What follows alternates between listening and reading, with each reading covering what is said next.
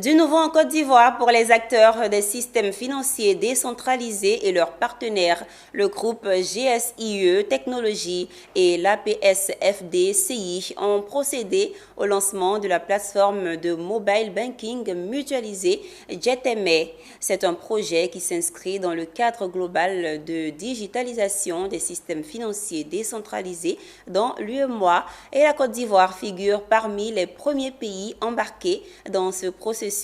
Le projet permettra d'accroître l'inclusion financière des femmes et des jeunes. Suivez.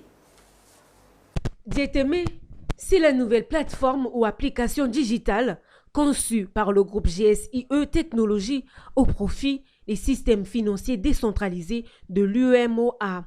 C'est une application qui permet de faire le wallet to bank et le bank to wallet. En termes clairs, cette application inscrit dans un réseau qui intègre la plateforme de l'interopérabilité de la Banque centrale des États de l'Afrique de l'Ouest. Antoine Gomme, directeur général du groupe GSIE Technologies, a précisé les enjeux de cet outil bénéfique au cours du lancement à Abidjan. L'enjeu, c'est quoi? L'enjeu, d'abord, c'est un enjeu d'inclusion financière. Aujourd'hui, l'inclusion financière, on a écouté le directeur exécutif de la PSFD de Côte d'Ivoire qui a donné le taux d'inclusion financière ici en Côte d'Ivoire. Et on voit donc qu'il y a une marge assez importante. Et nous pensons que réussir l'inclusion financière passera forcément par les institutions de microfinance.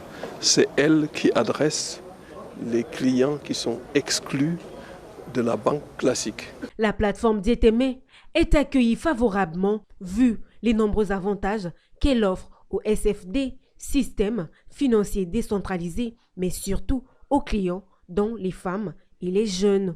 Cette plateforme offre une expérience utilisateur simple, pratique et bénéfique pour les usagers.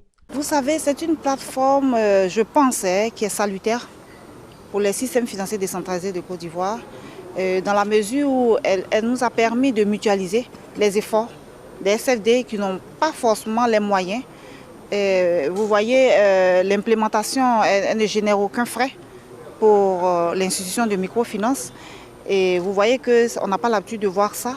Donc c'est vraiment une plateforme salutaire pour les institutions de microfinance en Côte d'Ivoire. Le groupe GSIE Technologies, général des systèmes d'information d'entreprise, créé en 1996, constitue aujourd'hui un label fort de plus d'une vingtaine d'années d'expertise dans des domaines aussi divers et variés que la conception et l'intégration de solutions.